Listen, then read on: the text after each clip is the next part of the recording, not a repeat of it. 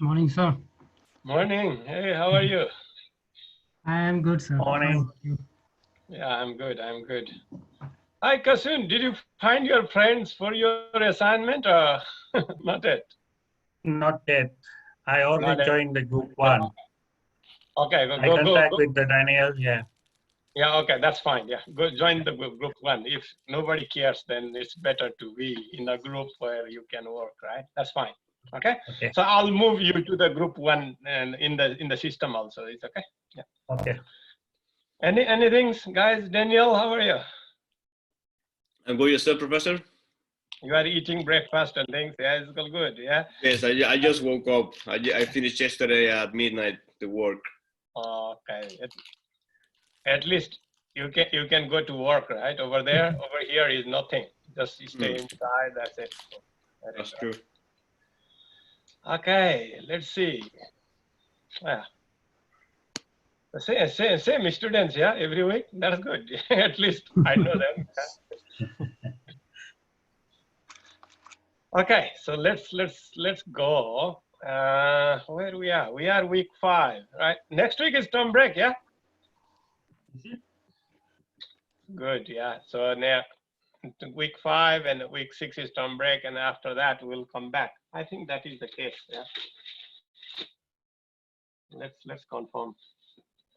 So this is the term 2. So the break is after week 5. Yeah, correct. So we'll meet around 24th of August after Wednesday. It's good. Okay. Let's go to the unit. Yeah. So now look at the resources I have provided to you guys. Yeah, a lot, isn't it? Okay. So now we are starting the little bit of earth pressure and the retaining walls. I'm sure you have done this before in your undergraduate, a lot. So that's the mostly the revision. Maybe you have done undergraduate long time ago or something. So we'll go through that again, and I'll extend a little bit of few more advanced concepts, but it will not be that big at the moment. What I do is there are few cases probably you didn't study in your undergraduate, but from there will be new topics like earth reinforcement, stabilization, those type of things coming on. But earth pressure looks is good, so it's better to review, and we do some numerical problems. It will be better in that case. Okay, ready to go? Okay, so if you have any questions, just jump in at any time, all right? Okay, I don't mind asking questions. I really like the students, they are engaged and things, right? Okay, let's start.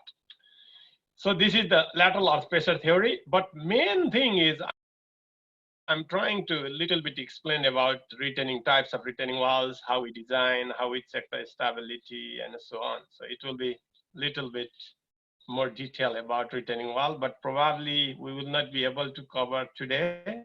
Maybe we need to do the one more week next week, right? Next week means week 6. I have But a question.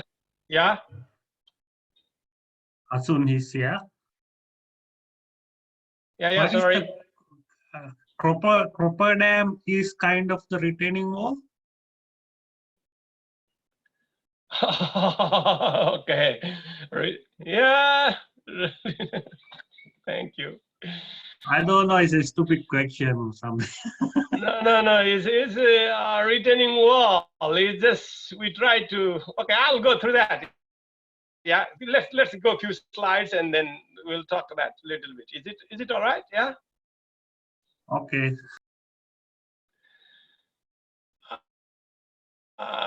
This is earth retaining structures. Really, we were looking at the different types things. Okay. Did I get your exact question? Or can you say again? Kasun? Cropper Dam. Proper. Okay, Cropper Dam. Copper Dam is not really a retaining wall. So we need to look at mostly the seepage, and there are many other things involved. It's not just the retaining. Yeah, of course, it's a water retaining structure, not the earth retaining structure, but yeah. So it's not really exactly things. Okay, thank you for the question. Yeah, I just little bit. In some way, we can say, right? We are also like, for example, in retaining wall, we are also retaining some water, isn't it? If there is a water table, of course, right? So it's for them is more or less water retaining structures, but this is mostly for underwater anyway construction. Okay, we'll look at that next. Okay, that's fine. Come on. Okay, in terms of learning outcomes, we are here, right? Okay, still number 1. We haven't gone that, but you see, we have used some software for number 4, and then there are investigations, but I'll talk later on. And then this is the communication. So most of the learning outcomes based on the content are number 1. Is it all right? Yeah, that's what we are looking at. And now we did little bit of shallow foundations already, and we did little bit of group PALS foundation, group PALS also. And then we are looking at the retaining or retaining structures. And there is one more left for stability of slope we'll be doing later on. These are not new topics, right? For you guys, you have done in your undergraduate, isn't it? Yes. Yeah, most of them. Okay. Then it is easy for me. Okay. So what are the learning outcomes for this particular lecture this week and next week? So discuss range, application, failure mechanism, how earth retaining. Okay, over here, we will be talking about only, we try to retain earth. Okay, this is like a soil. Okay, let's say soil. Okay, maybe it's better to say soil retaining structure, maybe. All right, yeah. In this case, right, of course, sometimes water table goes up. Yeah, in that case, there will be hydrostatic pressure also going to the wall. Right, but most of the time, earth retaining structures or the soil retaining structures, right? How they fail? What do you think? How they fail? This pushes a lot, right? Yeah, that pushes the wall to collapse. Yeah, it may be the other way. You see, the wall may move towards the swell. Yeah, and then what? There can be a little bit of what? Sliding through the base, right? It would be overturning, right? Or the swell underneath bearing capacity fails. So many things, the earth retaining structures, they fail. What are the assumptions? There are different earth pressure theories, right? Of course, we don't have one theory in engineering, right? We need to have many theories. So different theories, right? We will look at. Do you know any? Can you name what theories you use in your undergraduate earth retaining structures theory? Can you give me some idea? Did you do, so you did soil mechanics, right? Yeah. Yes. So are you asking me? Yeah, you are, maybe you're. I did several. Yeah, is it Rankine, column, those type of things? I think you learned, but maybe let's review anyway. Okay, that's what we did a lot, right? Theories and some of we learned. No, I'm just trying to be a little bit taking it. I'm not asking questions. No questions is stupid. All right, question everything is all right. It's open, so we can talk at all, everything, whatever. Sometimes I may not be able to answer right exactly. I don't know, all right, but sometimes we interact and we do better. That's how it works. Come on. With respect to, now we need to, what is the safety? How we check the safety of the retaining structures, and then how they become unstable, and then little bit stability checking for the. I think I will cover this around week 6, but today I'll focus mostly on earth pressure theories. Is it all right what we are trying to do this week and the next week? Next week means week 6. That means we will be looking at different theories, and then we will be looking at different cases. And we first calculate the pressures first on the wall, and then we will check the stability of design retaining wall. Okay, it's an earth retaining or soil retaining walls. Okay, so these are the contents, of course, right? So look at this.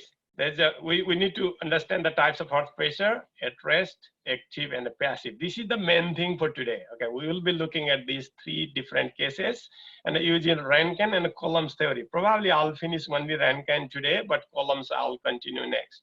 And there used to be a graphical solution, right? But nowadays we have a very good computers, right? We are not using that much of graphical things anymore. So we will be using computing, and we will be calculating things, right?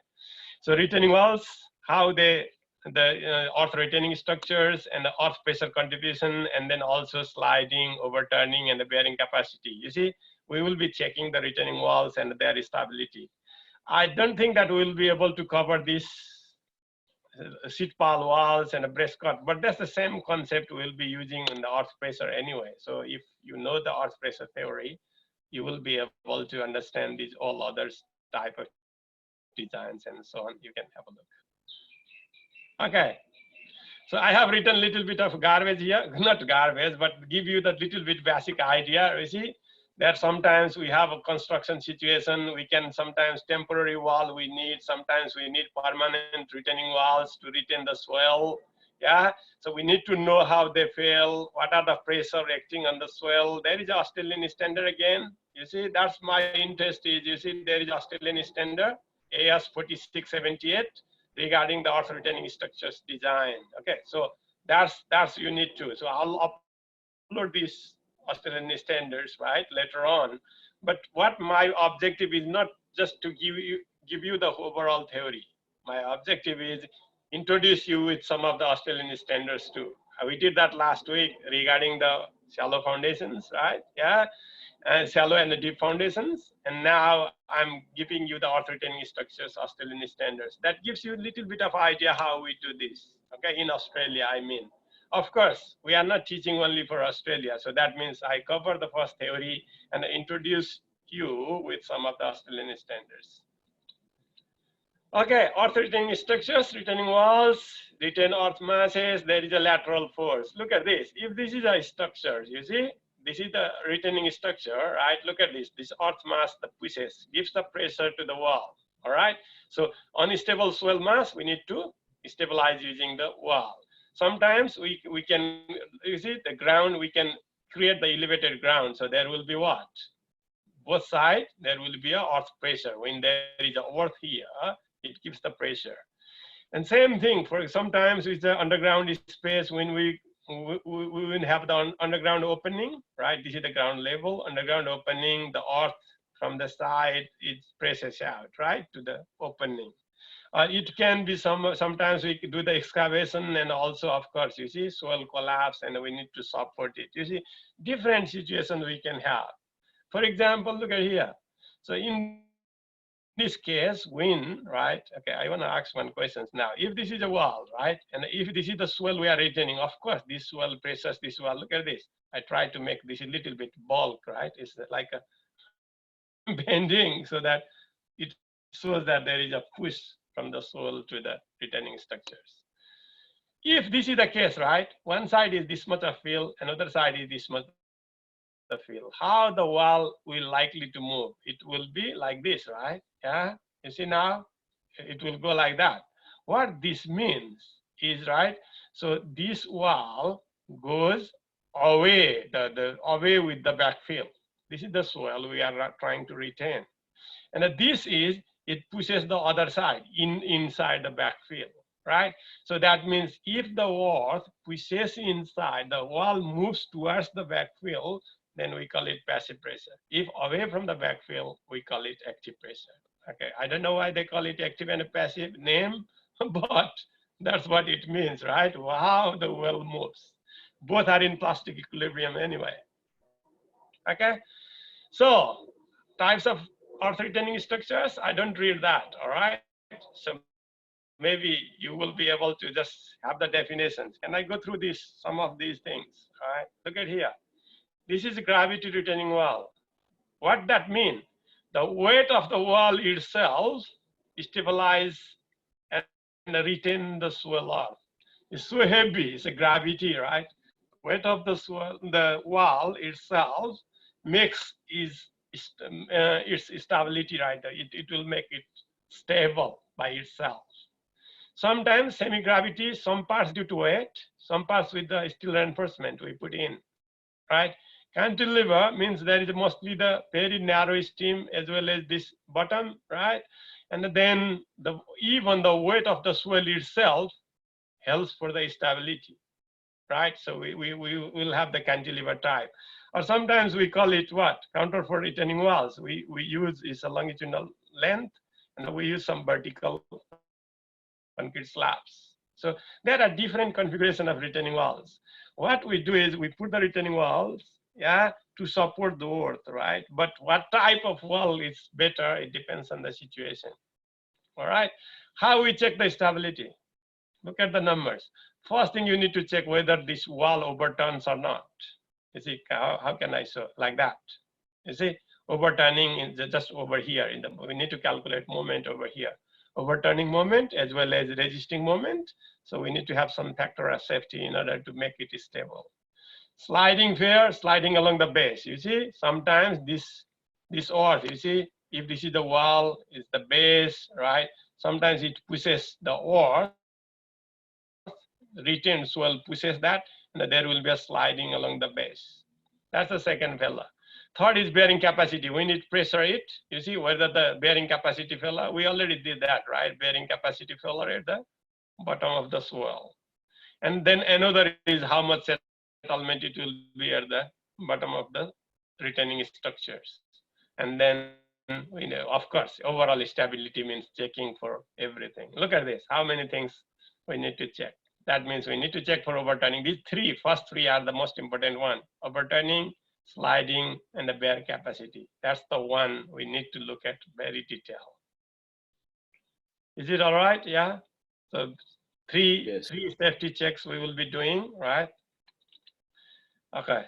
Still we are in the types of retaining wall. Sheet pile wall is very narrow, narrow sheet of cantilever type. So you see this side is what? The passive side, this side is active side. So how the stability of sheet pile walls, these are all flexible retaining wall. Sometimes because this is not that strong sheet pile wall, so we anchor with some of the tie rod, okay, so that it doesn't collapse because it's very thin, narrow piece. That passive pressure may not be enough to hold it, so we may need to tie it inside. So sometimes we need to push the other side. Yeah. And also nowadays, this is a very interesting, I think we will be in week 7, we'll be learning about this, right? Nowadays, what we are trying to do is we are trying to put some geo-reinforcement, okay, to support the sheet pile wall, and then there is any retaining structures. What we call it, sometimes we use geotextile, sometimes we use geogrid, sometimes you just use metal strip.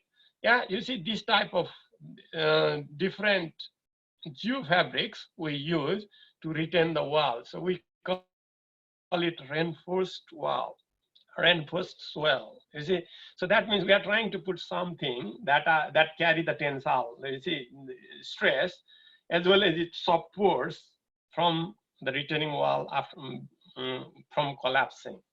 All right, that's how these different earth retaining structures are designed. These are the different types.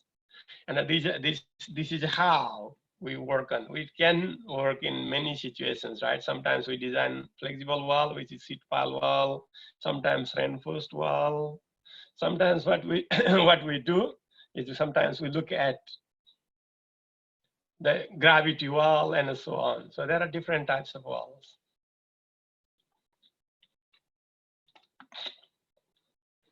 Now, first thing. Even though we understood, we need to check the stability of wall. But stability of wall checking cannot be done without knowing what are the pressure from the swell to the wall are. What are they? So that's, we classify lateral earth pressures. Lateral means horizontal, yeah, you know that, right? Lateral earth pressures at rest conditions, active condition, and the passive condition. What happens, look at here. This is the figure 1. Let's say this is the height of the wall. This is not just, this is just a representation. It can be gravity wall, it can be cantilever wall, it can be any types of wall, right? This is just the representation. What happens is the swell, this wall doesn't move. We prevent it from moving. right? In this case, what happens is we call it at rest, the first. Okay, there is no movement of the wall. Second thing is when this swell mass presses the wall to go away from the backfill, yeah, let's say by some displacement. In this case, we call it active. Sometimes the wall moves towards the backfill. In this case, we call it passive. The most important thing is this failure wedge. Approximate angle of this failure wedge equal 45 plus 5/2 in case this is active. But in the passive case, it becomes minus 45 minus 5/2. You see now? So what it is, the wall may be restrained from moving. That's the number one case. The lateral earth pressure at the wall and any depth is at rest pressure, which is elastic equilibrium. It doesn't go to the plastic equilibrium. That means it doesn't move. The swell will not go to the plastic equilibrium. In the B case, the may tilt away from the swell, retain. You see, the wall may tilt this way. So in this, it will be in plastic equilibrium. We call it active earth pressure. See, the wall may be pushed towards the swell, right? That side. In this case, the swell wedge will fail this way. And then in this case, we call it passive earth pressure. You understand three cases now? Wall doesn't move. Wall moves away from the backfill. Wall moves towards the backfill. So there are three different cases we can encounter for the retaining walls. It's good? Yeah. So now if we plot those failure ways of the swell, look at this. This is the at rest one. You see, this is the Mohr circle for at rest condition because it doesn't touch the failure line. Okay. For active one, it just touches the failure line, right? And then passive one in the other side. You see, this is, I already said that 45 plus 5/2 for the active case, 45 minus 5/2 for the passive case, right? Where, which case, these are the Mohr circle for different cases, right? So for example, at rest, active, and a passive. So that's how, it doesn't touch the failure line. This is the Mohr column failure criteria line, right? Of the swell. I think you did that, of course, air strength of swell before. So you know what this means already, right? So in this case, active, and then there is a passive depending upon which side the wall moves. Or how, look at this here. This is the retaining wall. If you take this, you see, this swell.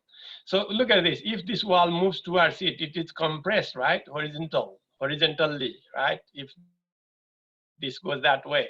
The swell, if the wall moves the away, so that means it elongates this horizontal pressure. So it's a quite different type of pressure situation depending upon the wall movement. A lot of like slides I have put you for you to understand, right? Look at this. What I mean by passive 45 minus 5/2. So this is the angle. You see, when the wall moves towards the backfill, what happens is this is the failure wedge. You see, Rankine passive pressure, it goes this way, is it? Look at this. The angle it makes is around 45 minus 5/2. If the wall moves away from the backfill, then the angle it makes, the failure slip plane is about 45 plus 5/2. So many slides have the same information, but different way. It helps you, maybe probably you understand the basic concept. There are situations, you see, if we plot the pressure coefficients, we call it lateral earth pressure coefficient with respect to what? Rotations and then translation of the walls. In this case, what happens is, you see, this is translation, right?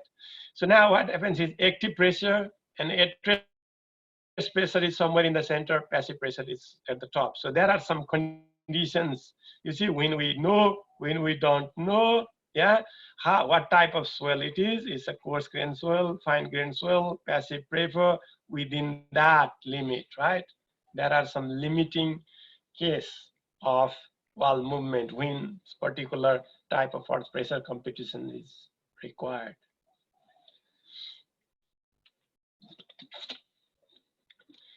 So many already we calculated, right? At rest, active and a passive. There is a difference. It's away from the wall towards the, away from the backfield towards the backfield, and it doesn't move. You see, these are the same concept, but I have made many slides just to make sure you get the overall idea.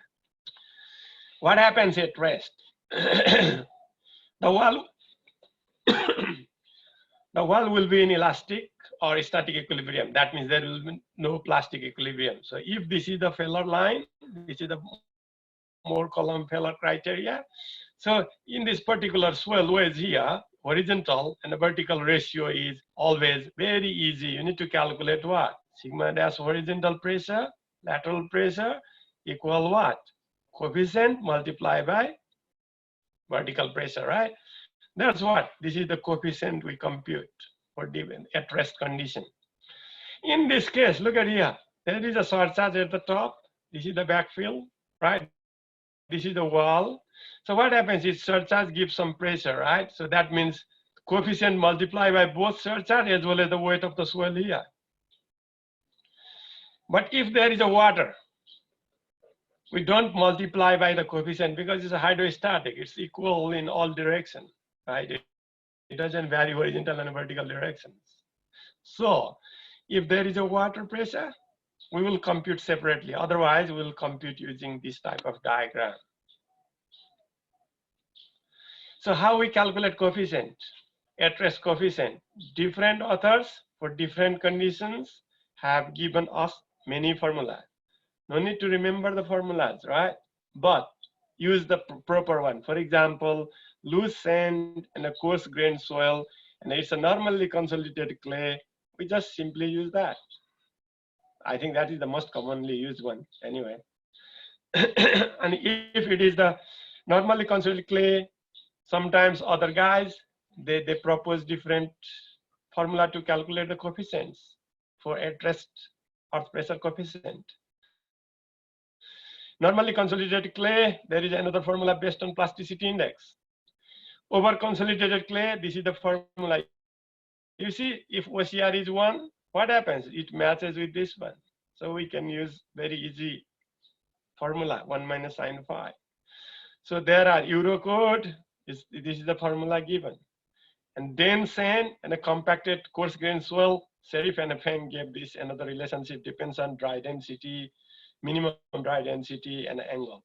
You see, different formulas given for the coefficient. So we compute the coefficient and we draw the pressure diagram, and then we compute how lateral earth pressure would be.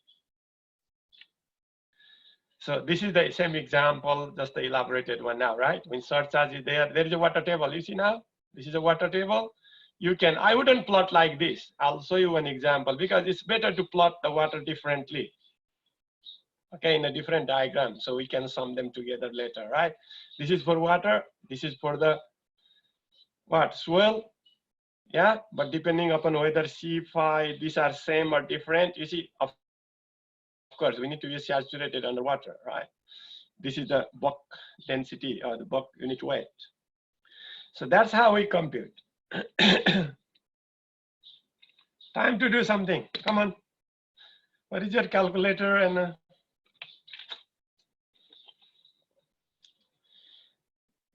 what is the question here? Can you try? My throat is something. Not good. Here you go. You need to understand, this is the retaining wall. For the retaining wall shown in this figure, I took this example from DAS 2011, all right? Determine the lateral earth pressure force at rest. What do you mean by at rest? So we need to have the coefficient, at rest coefficient computation first. Per unit length of the wall in the other directions, right? Also determine the location of the resultant when OCR is 1. There is a water table here, right? So this is what soil is. There is no sea, right? So what type of soil is this? It's either sand or like we say cohesionless soil, isn't it, right? So that's all good, just the water table is right. Can I draw now diagram? Can I just start drawing the diagram? Oh, first we need to calculate Ka, K naught. What is K naught based on OCR 1? Can I go to see the formulas? let's use very simple OCR. 1 means that becomes 1, 1 minus sine phi. It matches with that. Can I use that very basic canard equal 1 minus sine phi? 1 minus sine phi. Can you compute now? Equal to 1 minus sine what? What is the degree? 30 degree. How much is it? Come on, guys. 1 minus sine 30. 0.5. 0.5? Oh, 1 by 2. It's good. If the fixed one, that's a good one. 0.5, right? Sine 30. So now, if we have cannot that, so now we can compute now. At this point, what happens now? There is how much is the vertical pressure? Sigma dash over there at the ground surface. 0, right? There is nothing here. There is no overburden pressure at all, right? No vertical pressure. So that means at this location, what happens? Because there is no other thing, so it's straight 0, right? Can I draw a diagram now? Just the length up to the wall here. So can I draw up there, right? So what will be here? What will be vertical pressure at this point? Sometimes they write sigma naught, some guys they write sigma v. Don't worry, that's the same thing. How much it would be? Gamma d, right? How much is it? 16.5 times what? 2.5. How much is it? Vertical pressure. Come on. 41.25. 41.25. Yeah. Okay. So this is kilonewton per meter square, but this is vertical. To get the horizontal pressure, because it's a lateral, right? We need to calculate lateral one. Horizontal pressure here, we need to multiply by what? Coefficient, right? Always understand this would be sigma horizontal would be equal to sigma vertical multiplied by lateral earth pressure coefficient. All right. So how much it would be here now? Can you do that now? Can you calculate that part? 41.25 times 0.5. How much is it?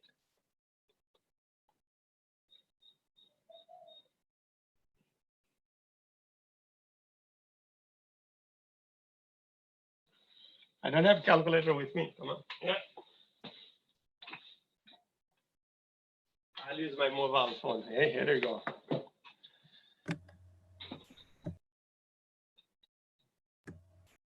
$41. 20.625. 20.625. All right. So that means, can I draw here now diagram? Just straight diagram, right? So this will vary what? Linearly. Why linearly? Because what? Only the variation is only depth, isn't it? Right. So it's a linear variation. So it will be what you said, 20.625, right? So 625 kilonewton per meter square at this point. All right. So what happens at the bottom? Of course, vertical pressure increases. How much is vertical pressure now? We need the effective. I'll do the water differently. All right. So in this case, what happens? So just do the first. Oh, that's a total. I can use same gamma or different gamma. So that's we need to use separately. So 2.5 times what? 16.5 plus. What's the other one? Gamma saturated. So we need to have the what? Effect the beyond 1. So that means 19.3 minus 9.81, right? And then times 2.5. How much you got?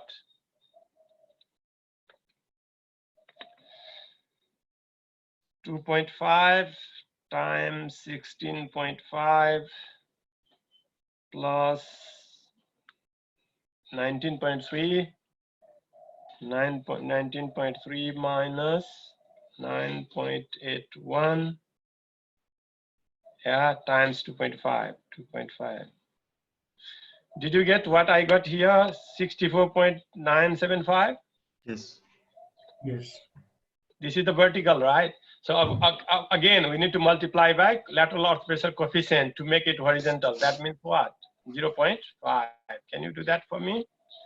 Times 0.5 equal to, oh, what happened here? So 64.975 times 0.5 equal to 32.49. 48. I'll write 49. All right. Yeah. 32.49. You see, from here, it will not go. I think it should be 40, but it is coming little bit less. So I'll draw like that, little bit. It's not a linear straight line, all right? Okay, be careful there. So I can do like this also, right? This is the what? This is 20 point, and that's total is 32 point what? 449. You see? And then there is a water separate, right? Because we use this differently. So that's a water one. So how much is water here? This is 0. How much it will be over here? We don't multiply by coefficient in water because it's a hydrostatic, and then it gives the pressure on equal all directions anyway. So that means what? 2.5 times 9.81, right? How much is it, the water pressure there? 24.52. 2.5 times 9.81, so 24.525, yeah? 24.525 kilonewton per meter square. Again, this is the pressure.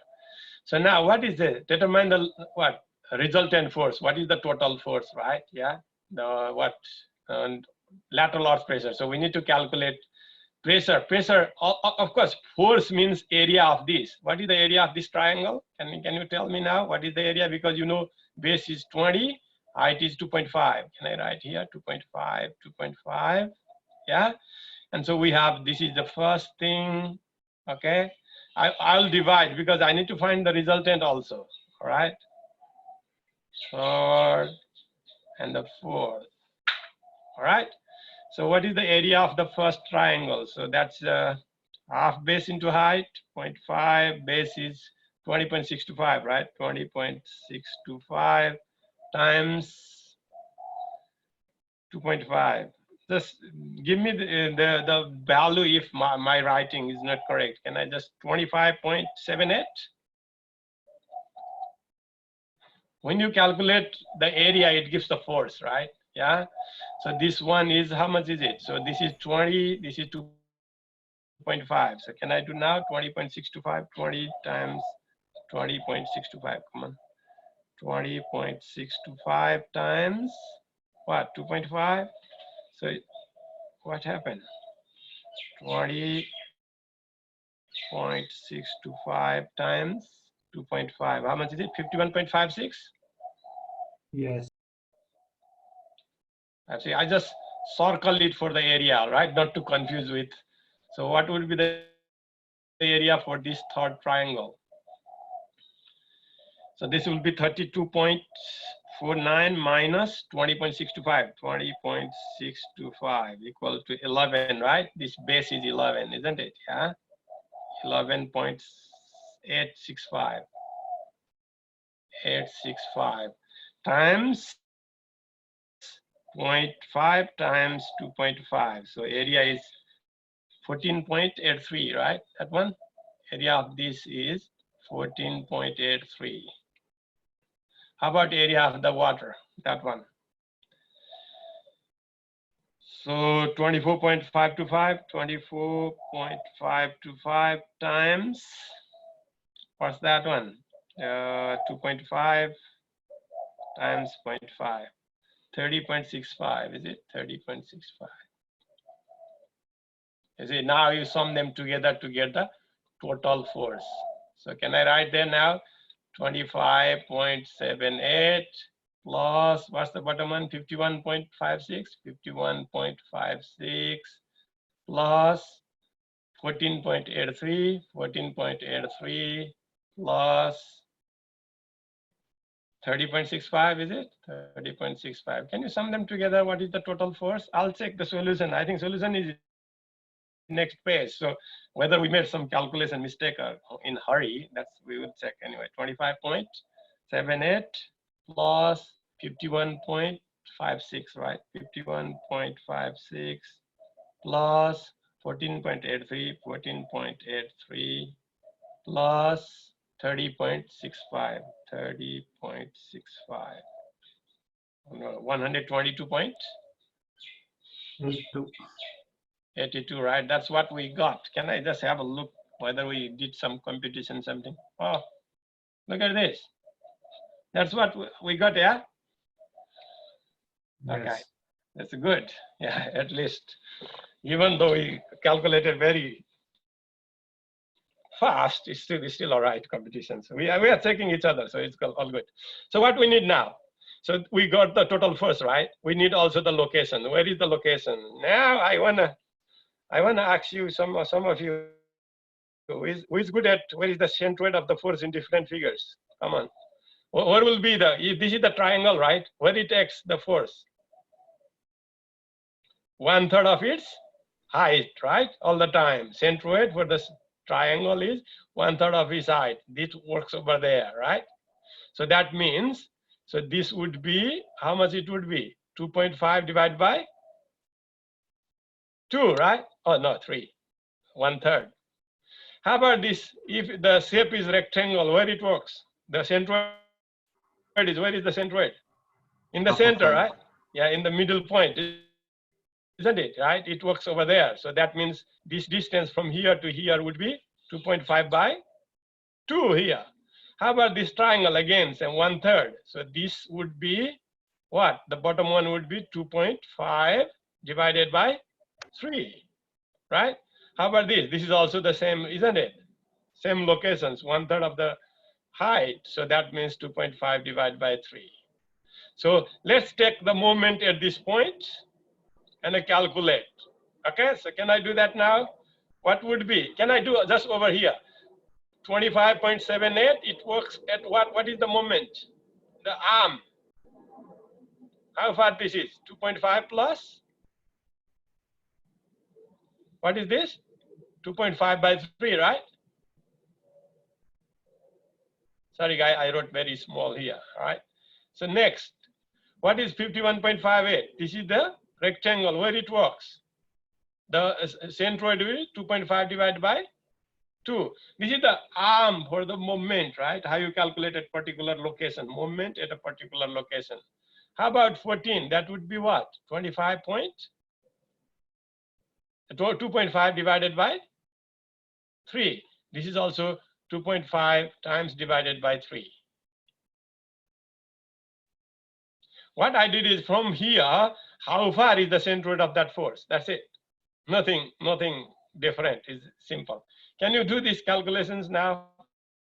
Oh, my slide is full of these things. So can I just go to the, keep this, and then can I do another slide, new slide, and then do their calculations? Okay. So now, can I just go 25 point? Can you do now moment calculation? So total moment at point O, or some point, right? Can I do that? This point is O, right? Yeah. Okay, total moment at point O.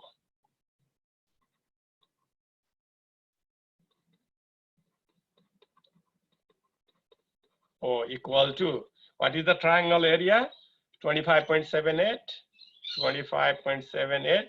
The length of that force from that point. Okay, so how far that particular force is from the point where we are trying to take the moment at the base, right? So it would be 2.5 plus 2.5 by 3, right? Can you compute this first? This is the first one, so I'll do all those forces calculations. Come on. So 25.78, 25.78. 85.93. Okay, 2.5 plus 2.5 divided by 3. 85.93, good. Okay, that's the first one, 85.93. Okay, it's a moment, right? That means kilonewton per meter square per meter. Okay, that's all right. We'll write later on. So second, this is the first one, right? Top triangle. So second one is, how much is the second one? Second one is the 51.56. 51.56 times, this is what? 2.5 by 2, right? Directly halfway because it's a rectangle. 64.45. 64.485. Okay, we usually use the consistent. That's fine. Sorry?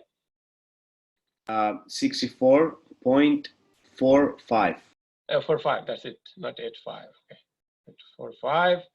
So now third one, what is the area of the third case? Third case is 14.83, right? Yeah, 14.83 times, of course, 2.5 by 3.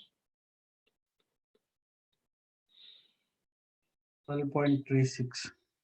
How much, Kasun? 12.36.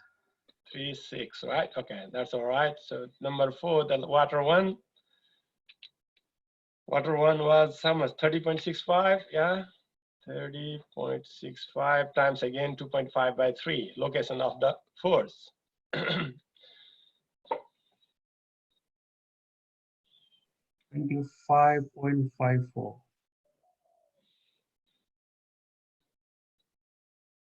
30.65 times 2.5 divided by 3. So how much you got?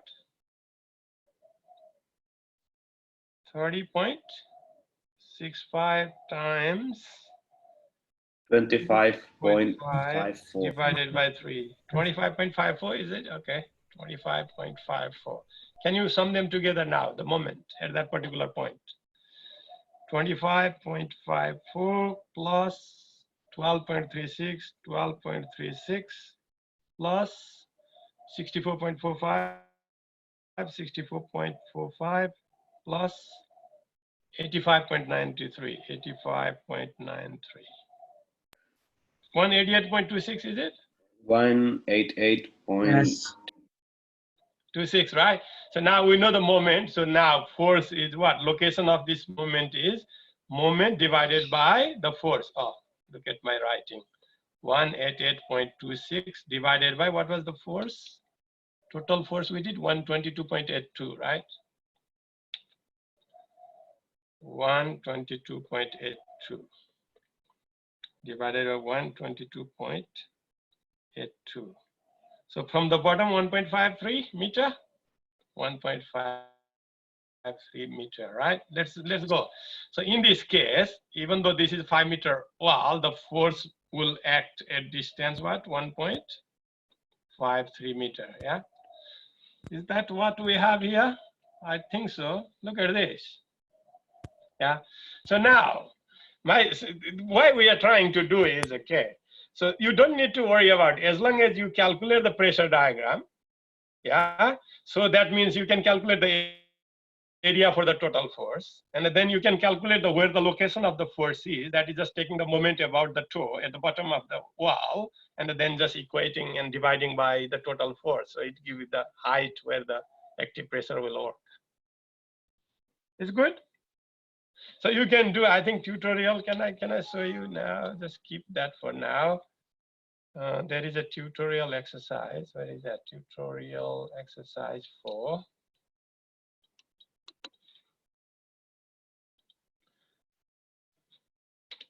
Oh, where is that? Come on, go back. Go back and then 2 to 3. So now tutorial exercise for week 5 and 6, right? Tutorial, here you go. You see? Of course, 5.1 and 5.2 is a little bit complicated. So I'll do later on, right? Because it takes time, not complicated. You see, you can do similarly for what? This the wall not moving, it is 5.6. Exactly same approach you can follow. You see, 5.61. This is for the rest condition, right? Assuming that gravity wall doesn't move laterally, that means at rest. Determine the magnitude and location of the force. Just the 2 layers. We had 1 layer, but we had water, right? There is no water here, but just 2 layers. The same concept we can use to calculate the location. Make sense? Good? Okay. yes. So you will practice that. I'll continue with mine because this is very simple for you guys. Come on, yeah. Okay, there is a problem. I think we solved that.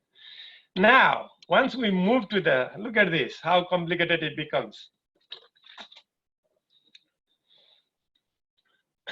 We use the Rankine theory and we use Coulomb theory, but graphical solution, I'm not covering that. Nowadays, the computers are, calculators are better, so there is no meaning of doing graphical solutions anymore. We need to understand the different cases now. What type of soil we are considering? Is this the both cohesion and then friction soil?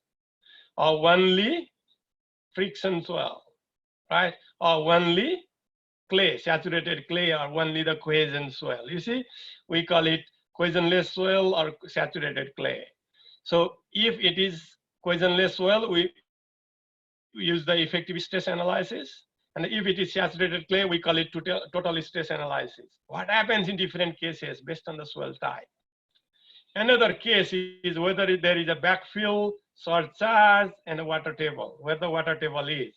Sometimes backfill can be horizontal or inclined, okay? Sometimes even surcharge, there is a surcharge or not, or where is the location of water table. Also the pressure varies with that. Most important thing, I think, I'm not sure whether how much you have covered this in your undergraduate, but this is the wall face.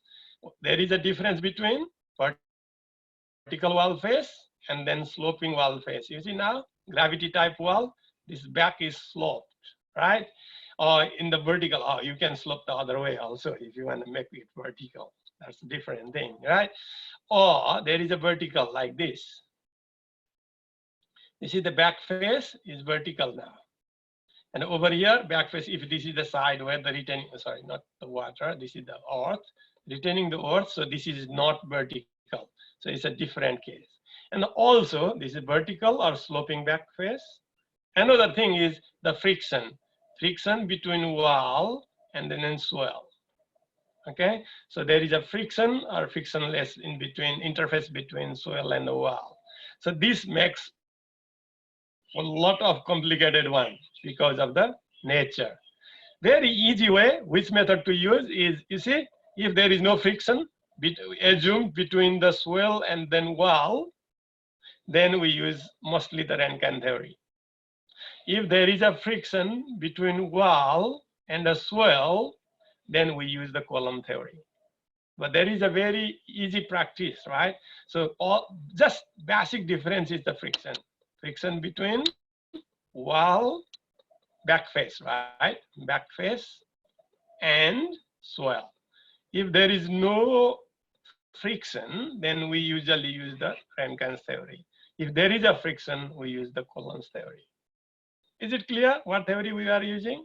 So let's go through these all theories and calculate. So when we go here, it becomes a little bit calculation trickier, right? But before that is all good.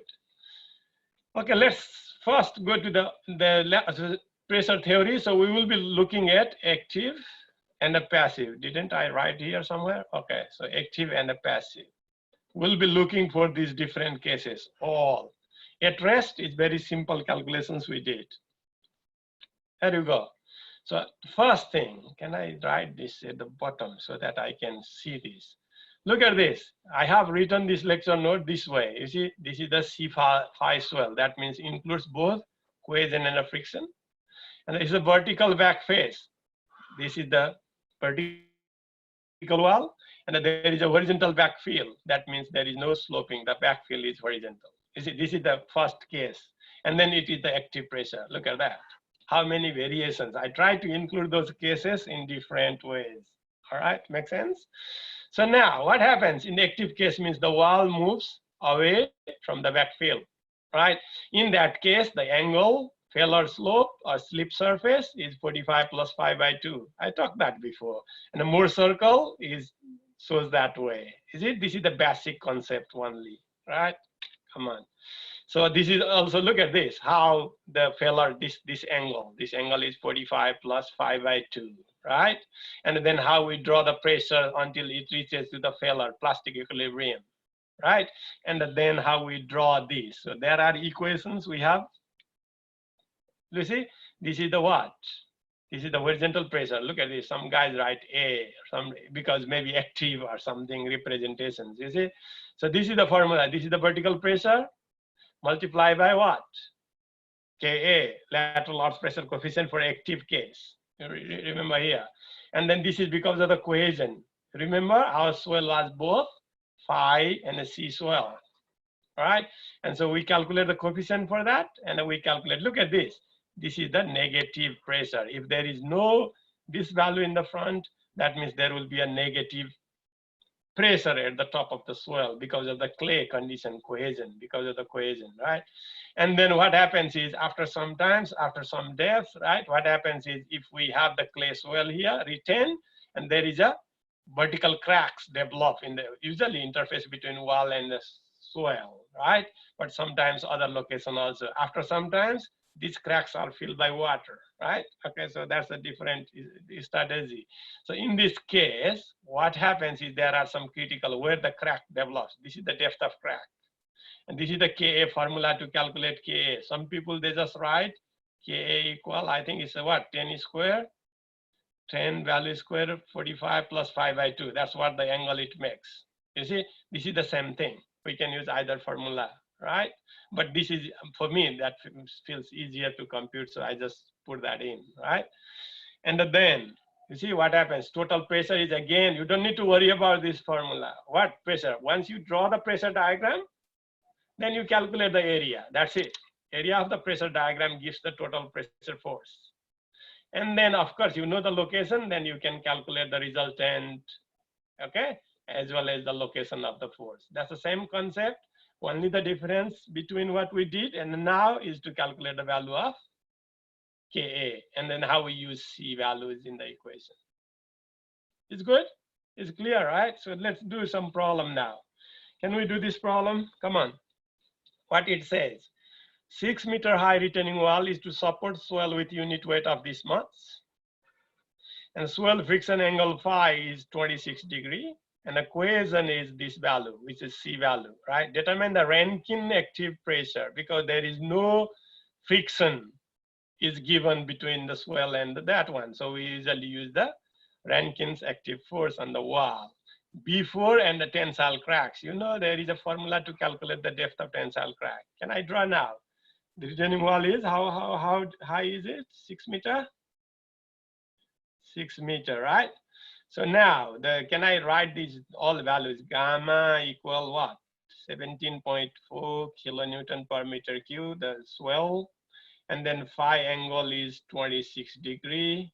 And the C value is what? 14.36, right? Kilonewton per meter square. Kilonewton per meter square. It's good. And then, so what is value? Nothing given. So now, can you calculate based on this, what is Ka? Because we need to calculate active, right? You see, active pressure, how much will be Ka?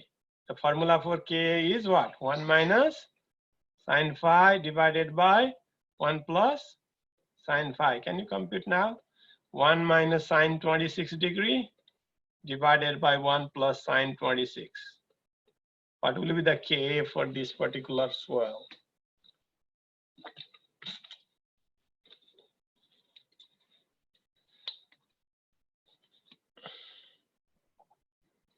One minus sine 26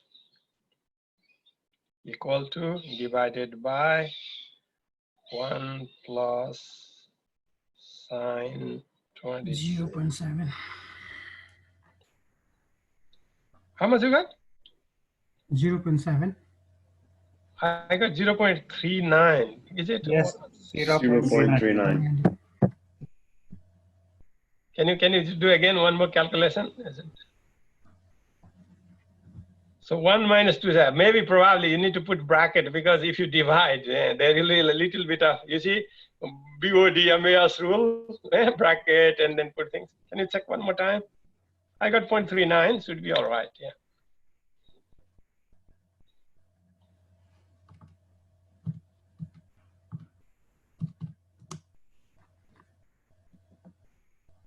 .39. Good, okay. So now let's draw the pressure diagram. I want to just draw the pressure diagram. That's what, there is no water table, no information, isn't it? Nothing. It's very straightforward. So what would be, can I draw the pressure diagram now? So you see over here, if you see the vertical pressure, sigma dash B equals 0, isn't it, at the top? There is no overburden pressure there at all, right? So in this case, there is a formula. What we call active pressure formula is what? Multiply that, but there is a minus 2C. Can I write here maybe? So, but horizontal pressure here would be what we call sigma V dash times, what's the gamma, right? Yeah. So there is no sigma V dash, gamma already, not gamma. So can I write Ka? Ka, what I call minus 2c, right, square root of Ka. This is the formula, right? Because can I show you that what I'm talking about? This one, right? You see, sigma dash Ka, now 2c square root of Ka, right? 7.8 formula. In this case, sigma b is what? I can use just this formula for all cases, right? Can I just highlight this? At this point, what will be? Is one, it will be negative how much? Can you calculate now? Negative, because sigma b is 0 at that point. So this will be 0, right? First part would be 0. Only 2c, can I write now? Negative 2, what is the c value? 14.36. Square root of 0.39, right? That's what Ka we calculated, right? Can you calculate how much is this now?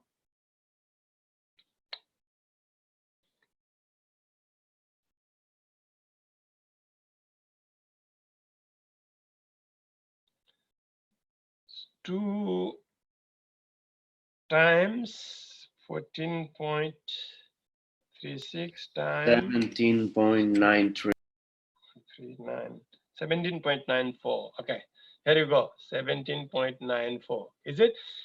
When it is negative, we plot this side, right? Look at here. This is the vertical, right? If negative, you plot that side. If positive, we plot that side.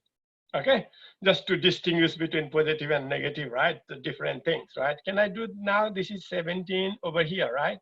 This point is 17.94. What will be at the base? Same formula we calculate. Can I do now at the base? What is the vertical pressure first? Vertical pressure at the base would be what? 17.4 times what?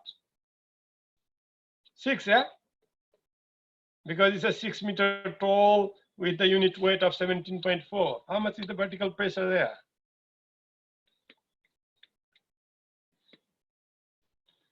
17.4 times 6. 104.4?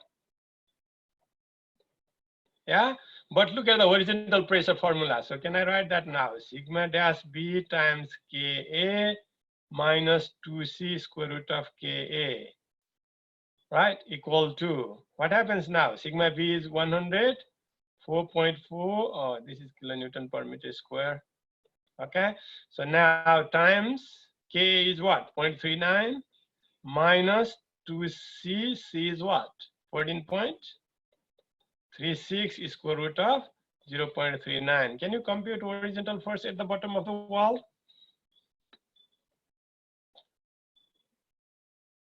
Times 0.39 minus 2 times 14.36. Yeah, we did that calculation up there. I can use it directly. Times square root of 0.39. 22.78. 22.78, right? At the bottom, over there is 17, so a little bit longer this side, right? So can I write now 22.78? It's a positive, yeah? You got positive value, isn't it? Yeah? Yes. So now like this, look at this, like this. So this is the negative pressure, and then this is the positive pressure. Look at this. You can really calculate this even without using formula. You can, this is the tensile crack, depth of tensile crack from here to here, you see? So we call it ZC, okay? Because at the top it was negative, right? At the bottom it was positive, so it crosses somewhere. You can calculate from the ratio of these similar triangle. That's the one way. Another way is just use the direct formula. Okay, there is a formula given anyway. You see the depth of tensile crack? 2c dash divided by gamma square root Ka. Can I do that now? 2c dash square by gamma Ka. How much is it? 2 times, what is c value? 14.36 divided by gamma equal what? 17.4 times Ka is what? Oh, square root of Ka, I think. Yeah, square root of Ka. So it's square root of 0.39. 39. Okay, equal to. You can calculate from similar triangle if you want. That's the same thing. 2 times 14.36 divided by 17.4 equal to divided by square, oh, what is divided by square root of 0.39. So 2.64 meter, is it? Yes. So this value, okay, so this value is 2.64 meter. What it says is, look at, okay, before the tensile crack occurs is the total, right? So that means before, look at this, the difference, okay? Before tensile crack means we need to consider this. So this is negative and this is positive, right? How much is this? Can you calculate, guys? I'll change the different color so that this represents the total force. How much we calculate area of that triangle? That's it, simple. 2.64 times 0.5, oh, come on, 0.5 times, what horizontal length is 17.94, 17.94. You see now, what's that, 23.68. Is that what you got? What I calculated is just this area of this triangle, right? That gives the total, is a negative value anyway. So how about the area of this triangle now, the second triangle, the bottom one?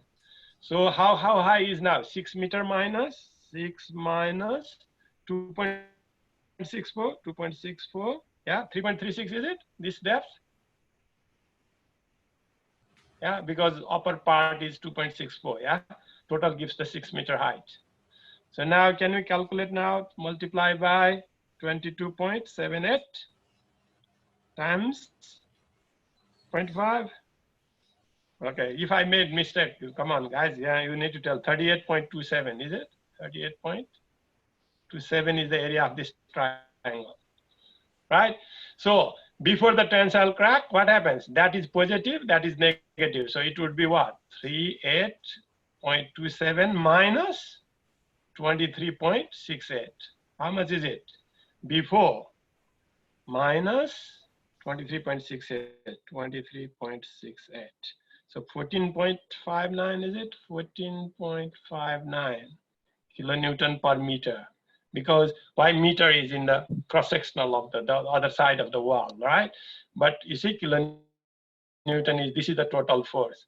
After what we do, we don't consider this, because once the crack develops, so this is the ignored, the negative pressure is ignored.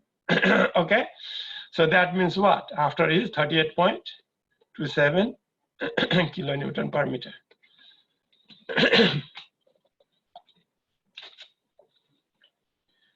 Do you understand how I did this? Come on, guys, ask questions if, yeah. All right, so it's very easy. Just draw the pressure diagram and calculate the area, and that's it. That's the total force it takes on the wall.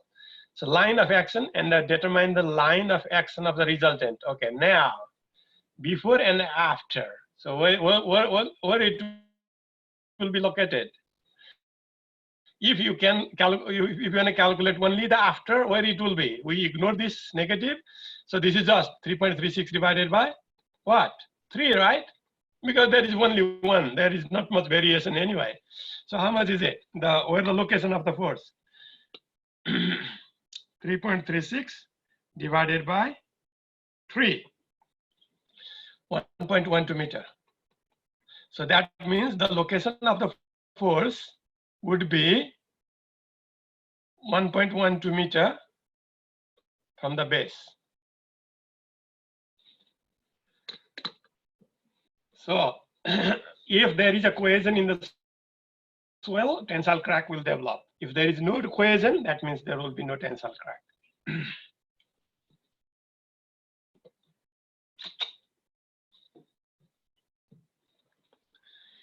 Did we calculate correctly? There is a solution in the next slide, I think, yeah.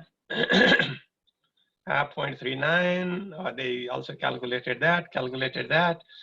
Before, did we get 14.46? Yeah, because of the,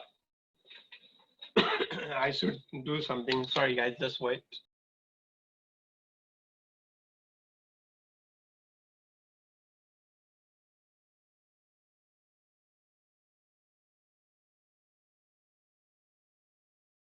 minute.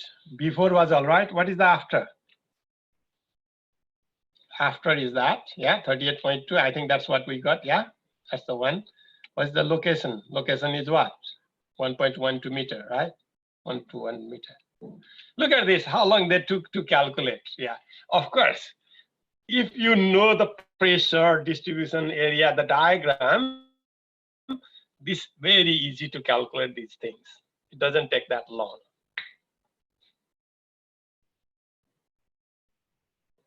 Any questions before we go further? We just calculated for C5 swell, and then there is a vertical back face of the wall, and then there is a horizontal backfill, and now we did the active pressure calculation.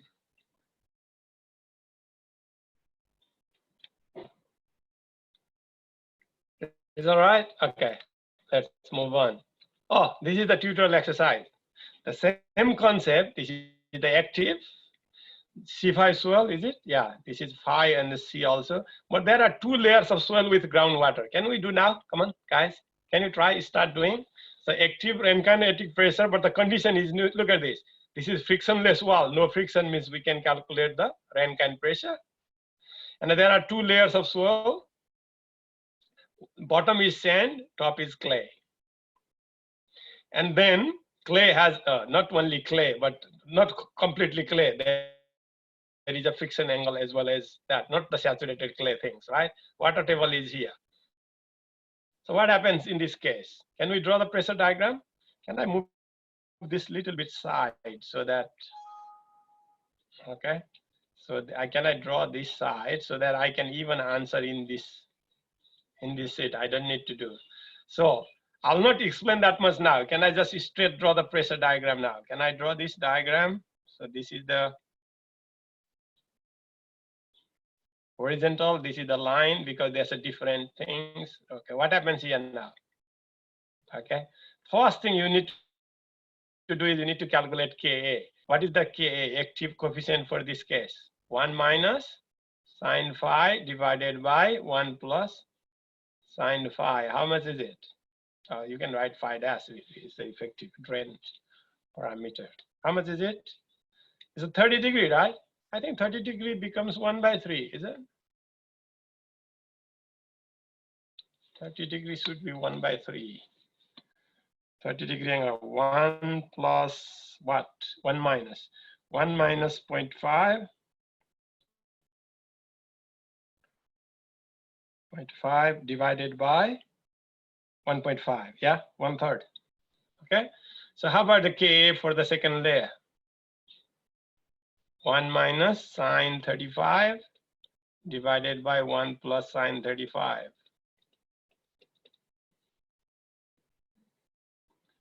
1 minus sine 35 equal to divided by 1 plus sine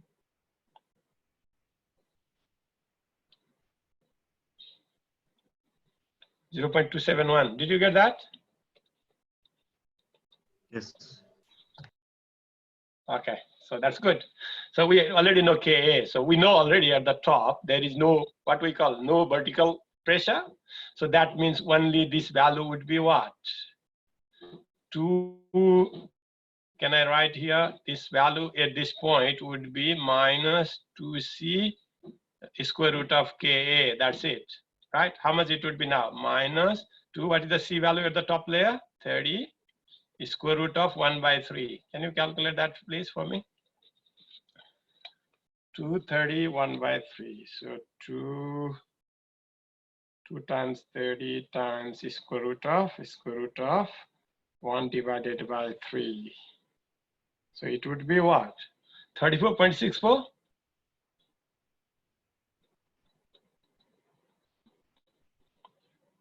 Yeah. So what happens here now? Over there, I don't know whether it becomes negative or positive here. So I need to compute this value first, right? This value. So the formula is what? What is the vertical pressure here? Sigma dash B times Ka minus square root of, oh no, 2c. 2c square root of Ka. That's what we need to compute here because there is a vertical pressure at this point. How much is the vertical pressure?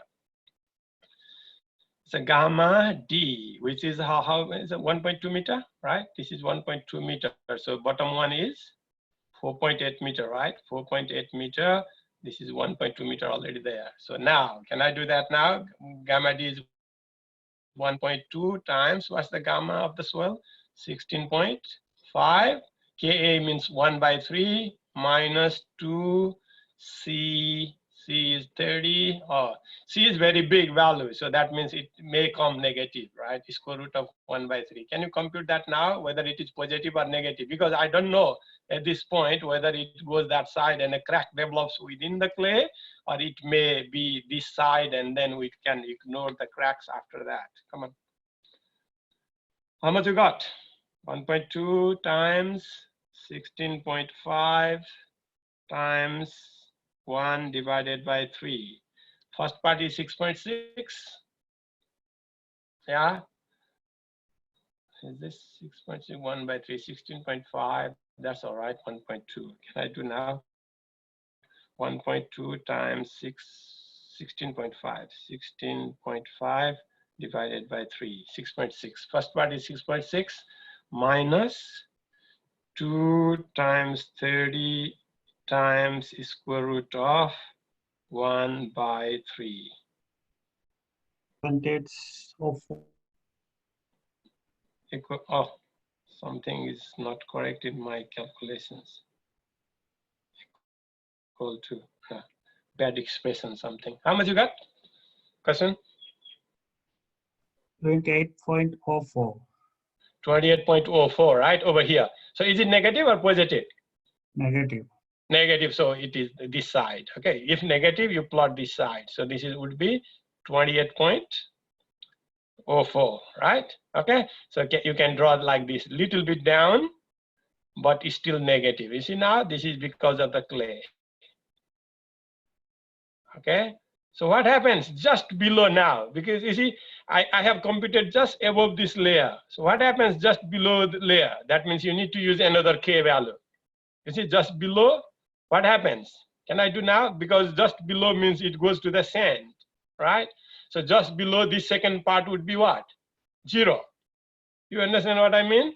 This second part would be 0 because C, there is no C value for the sand swell.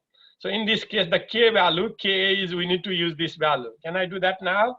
12 point, okay, maybe I'll show you the computation here. So in this case, just below, you need to do sigma V, vertical stress is what? 1.2 times 16.5, right?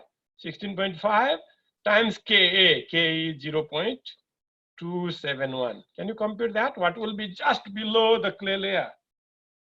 Below that line, because it goes in the sand layer, right?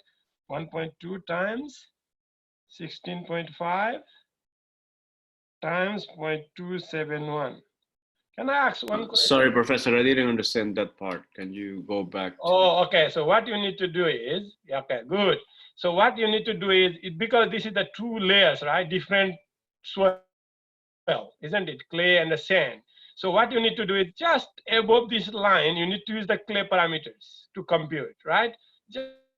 Just below the line, you need to use the sand parameters to compute because, of course, you see there is the what they call transition between two layers, right? So at that particular one point, you need to compute twice because just above means there is a clay, just below is there is a sand. So you need to use the sand values for the bottom layer. Is it clear now?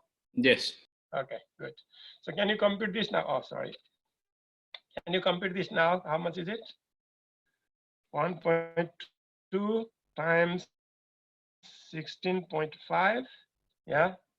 Oh, yeah, because the overburden is 16.5, not, yeah, 19.2. Good. Multiply by 0.271. So this is 5.37. But it is positive now. So you, in the same line, you need to draw other side. Maybe I'll draw using different color. Okay, so this would be, this side would be the same line. This is 5.37. So now what will be at the bottom? Because there is no variations in the layer, so I can use the directly at the bottom. What is the pressure, vertical pressure first? Sigma V at the bottom. 1.2 times what? 16.5 plus. What is the other one? So the down is 4.8 times 19.2, isn't it? So can you calculate the vertical pressure only first? And then I will use the equations to calculate horizontal pressure. Is all right? Yeah. 1.2 times 16.5 plus 4.8 times 19.2. Oh, I got this much, 113.94, 5. Is this correct? I'm just computing the vertical pressure only now, right? But I need to use equations to calculate horizontal pressure. So that means what? Vertical pressure multiplied by Ka. How much it would be now? Is that big? Come on, 1.2 times 9.8. 16.5. Is that one? Plus, can I just check? 4.8. 4.8 times. Oh, no, there is a water table. Sorry, guys. Yeah, there is a water table. So, yeah, you need 19. to minus 9.81. Look at this. Oh, come on. Don't make this type of silly mistakes. And 19.2 minus 9.81. Water table, we need to reduce the water pressure, that things, right? Come on. 64.87. This is not that one, guys. Yeah, this would be 64.87. But because the vertical pressure, you need to multiply by lateral earth pressure coefficient Ka to get the horizontal pressure. How much is it? Multiply by 0.271. Second layer is a 17.58. Is it?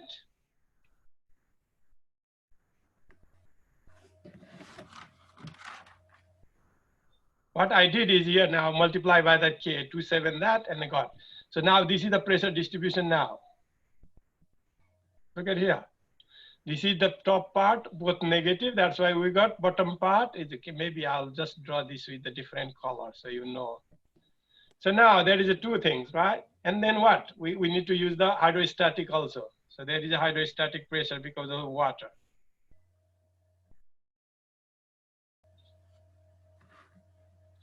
So how much? This is 0 here, water table at that location. This would be, how much is it? And I write that now, what? 4.8 times 9.81. 4.8 times 9.81. 47.09. Is that 4.8? 4.8 times 9.81. 47.09. 47.09. That's it. So we have a pressure diagram. So now what it says, Rankine earth pressure per unit of the wall. So total would be area. Can you calculate area? This area, how much it would be? This is a trapezium now. Area of trapezium, you know, right? If this is A, this is B, A plus B divided. Take the average and multiply by height. Can I do that now? Area calculations for the top part, negative part. So it would be what? 34.64, 34.64, 34.64 plus 28.09, 28.09 is divided by 2. That's the average I got. Multiply by height is 1.2. 37.64. Area of this shape is 37.64. 37.64. All right. Area of this shape. Can you calculate area of this shape now? So it's also trapezium. How you do? 5.37 plus 17.58. 58 divided by 2 multiplied by 4.8. 55.08.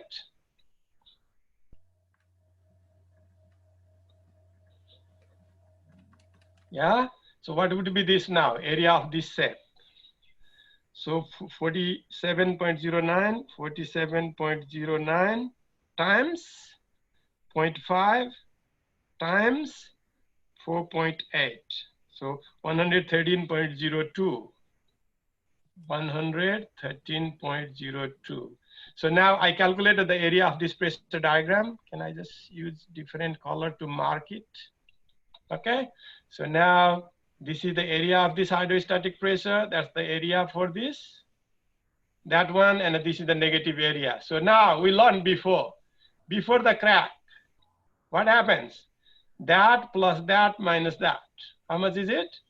113.02 plus 55.08 minus 37.64. How much is it total pressure before the crack? 113.02 plus 55.08 minus 37.64. 130.46. Come on. 130.46 kilonewton per meter, right? Yeah, of the wall. After, you just don't consider the negative part. Can you calculate how much is the tensile crack based on formula? First, what is the ZC equal? 2C divided by gamma square root of Ka. That's what it is, right? 2C is 30 divided by gamma of the clay. The top part is 16.5 square root of 1 by 3. Can you calculate depth of the crack? 2 times 30 divided by 16.5 divided by square root of 1 by 3 equal to, so 6.29. Look at this. How much is the total length of the wall? 6 meters. Yeah, but you see, because we calculated this is nonsense now, because depth of tensile crack will be low. But again, you see, the sand will not crack. Only the clay will crack, isn't it? So in this case, crack will extend only to this level. Okay, after that, it will not crack. This is the second part is sand. So depth of crack is only 1.2 meter. This is 1.2 meter. All right, you understand the concept, right? If it was all clay, it may go that deep. But because clay is only the top layer, 1.2 meter of the top layer, only the clay part will crack. Is it clear now, everything? So can I check my calculations? Come on. How much you got? 130 before the crack, 130.49. Is that what we got? Oh, that's okay, close to. And then tensile crack will not be only in the clay, and then 168, right? This is after. So you just ignore this part, so these two, sum of these two will be 168.08 or 01 or something. It's good. What time is it now? Oh my God, we're done. So we need to take a little bit of break, all right? So what we did until now, 3 earth pressure systems, right? At rest, active and passive. Passive calculation is similar, just the formula a little bit different. Coefficient calculation is different.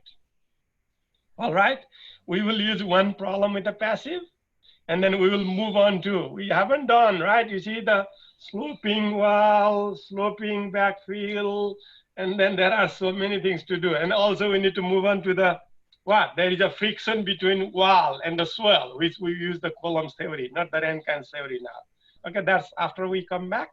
We will continue doing this type of problems. So this is the tutorial you can do. Can I just show you before we go? So you can do these all calculations by now, you see? For example, you see this one, extra tutorial problems, 5.4, 5.5, 5.6. You can, I think we did that. Which one? This we did that just right now, right? 5.5. So 5.6 you can do similar to what we did before. 5.4 also you can do. This is also active, isn't it? Yeah, active earth pressure. So this is similar to what just we currently did. Okay, so you can do that, but this retaining wall and stability like a 5.1, 5.2, 5.3. I hope I can do the first one today, but if I cannot, I'll cover next time in week 6. Let's come back. How long we need? We need around 20 minutes, right? Okay. Is all right? Yes. So we'll be back by 10:50, and then we will do some problems again. Unless you do the problems, because many textbook, they use like a formula-based, language-based answer. But for me, the best way to compute the earth pressure is using the pressure diagram and calculating the area. That is the easiest of all. Okay, that's you need to do that. Anybody wants to ask any questions? We'll come back at 10:50. All right. Okay. Okay. Thank you guys. See ya at that time. Okay, please do come, all of you. All right. Okay.